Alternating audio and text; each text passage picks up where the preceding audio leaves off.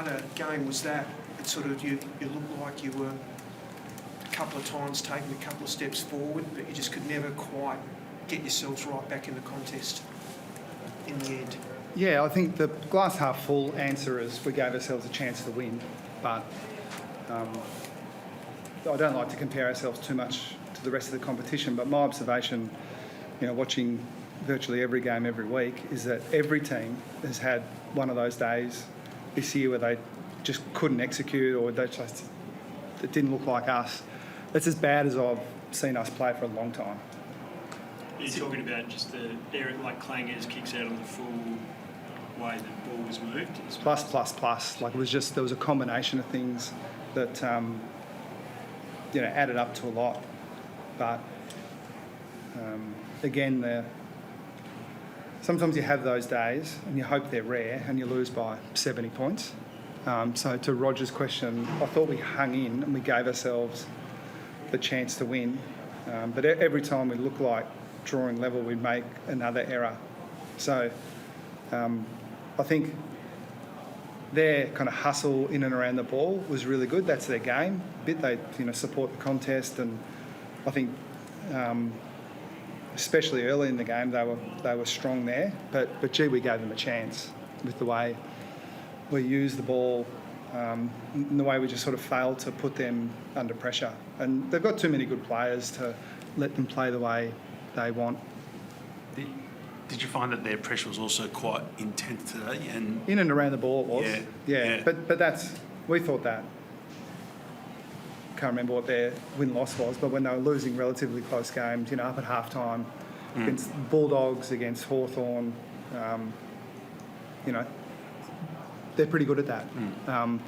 But, yeah, so you've got to challenge them in a different way. It's kind of like saying, do you want to play tight in the clinches against Crips? You probably lose that most times. But if you execute well, and I'm breaking my own rule, because there's nothing worse than when a coach says, oh, look, it was just our skill level.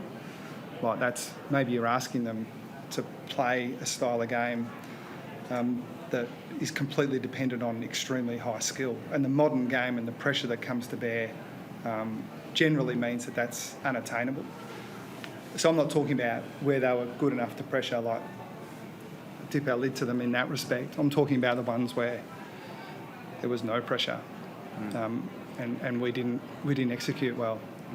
But again, sometimes you have those days and it's easy to turn up your toes. So that's the pleasing part, because I think we weren't overconfident. Obviously, we were behind on the scoreboard, but with 10 minutes to play, I thought we were as good a chance to win as they were. It looked like when danger went into the middle, it looked like the tide really turned in your favour quite dramatically. Is that one of those things that you're going to, I guess, I don't know if struggle's the right word, but like weigh up during games when to pull that trigger, when not to, kind of thing? No, it's nice to have it. Yeah. I'll take your word for it. I thought he had an impact in there, but I didn't think that was the thing that sort of swung the game. I thought, overall, we didn't go inside 50 much, but when we were actually able to put it together, it looked like we were putting them under a bit of pressure. Maybe Dangerfield helped, but I just thought in general today, and I hate to individualise, and so I won't. You guys kind of know who they are. They're our guys who, for a long period of time, have been so good for us. They weren't able to impose themselves on the game. And again, I don't think any of them were being sat on that hard. Like, it wasn't a day where we thought we've got to move guys around because of the way the opposition is setting up. I just didn't think we were able to execute well enough. Sorry, it's so vanilla. I'd like to give you a little bit more, but sometimes that's the right answer, even though it's boring. Was it hard though, given that their clearance domination, particularly early, was putting the ball, giving them territory? Or was it a case, from the way you saw it, that you just couldn't take advantage on the outside of some of the space? Yeah, I thought we just had some opportunities that we would have capitalised on at training that we bungled. And again, like, if you sort of lose to Carlton, you think Kerno and Mackay just slaughtered us, and I'm really confident in our future, given the way we've held up the last month or so. We haven't had Jack Henry for a bit, haven't had Kolajasny. Blitzarves was out for a game, Stewart was out for a game. So we went into the game thinking, okay, well, Connor O'Sullivan as a 19-year-old is going to play on Curnow and Mackay, to Koning on the other one for big parts. And, I mean, they're super players, but I didn't think they slaughtered us. So, like, even with that, you sort of think, well, if that had have happened, the game would have been even worse for us. So I thought the positives, I thought our backs really held up under extreme pressure early on. And, again, it's heartening when you see a 19-year-old playing on genuine guns of the competition and looking really comfortable, more than comfortable. You mentioned before not letting Carlton play on their own terms. They've got too many stars to let them do that. Was part of that their marking game? I think they had plus 48 marks for the game.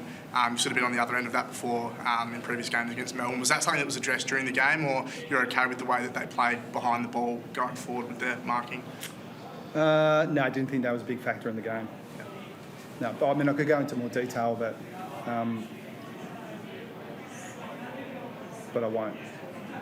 I'll say too much. Sorry, Chris. How's Tom Stewart's knee? Yeah, it was a contact thing, so it was my understanding, and I am extrapolating here. It sounded like a kneecap, so they were structurally okay, but bloody sore. And so he was limited, but I think you know us well enough to know that gun players, we're not putting them out there if we thought we were going to put next week at risk. But yeah, he was limited. Good effort to keep punching on, but limited to the point where he just couldn't do what he normally does. Do you think oh, sorry. No, you keep going.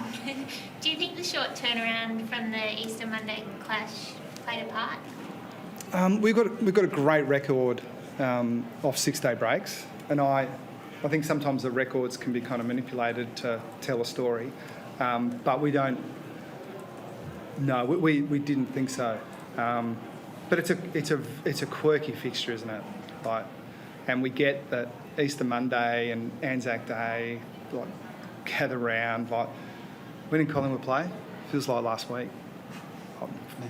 Anzac Day, Friday. So, I think the AFL, if I look at the draw, and there are anomalies, but they've done a pretty good job, to my observation, of making sure when a team's got a 5-day break that there's at least some parity there. So I think that's the biggest issue. So I don't think we're sort of looking at it thinking we're off a really short break and they were off a really long break. I think I can't find a better way to say, of all the excuses we had today, that wasn't one of them. Just to the glass half full part of the day, I guess in the last quarter you had 10 of the first 11 clearances. I think your first 3 goals were all from stoppage. Is that kind of the thing you can sort of look at and say, if you do that more often, I guess you'd be a better chance of winning? Sorry, I was a bit distracted there. The first part was their goals from stoppages? No, you guys. So in the last quarter, you had 10 of the first 11 clearances, and your first 3 goals were from stoppage in that last quarter. Yeah. It's a huge part of the game now, especially centre bounces with the 6-6-6 and field positions, obviously critical as well.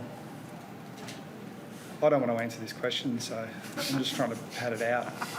I'll say too much.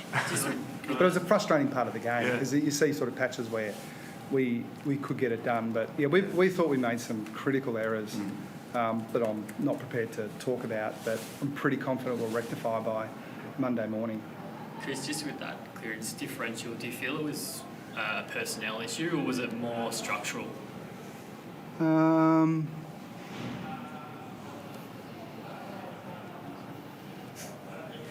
No, it wasn't structural. I know some coaches elaborate on this stuff, but I tend not to. We're aware of what we need to work on. And it's not...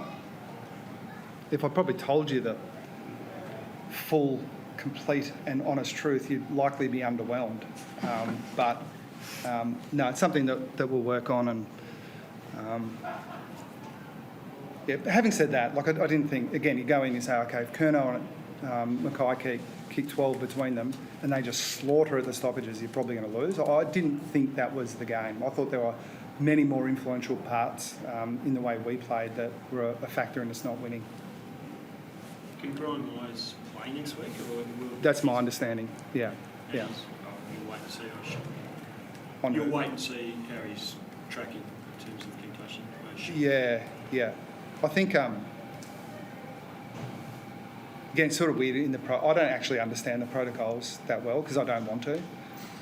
They just tell us by, 3 days out that he's available to play, and we find out as soon as he's unavailable. But being certain that he is available takes a bit longer. But all the signs are positive. And Jack Henry, you think he might be a chance to return next week? Yeah, close. Yeah, so that'll be an interesting. That'll be an interesting evolution of the week. As you know, we tend to wait until as late as possible before deciding.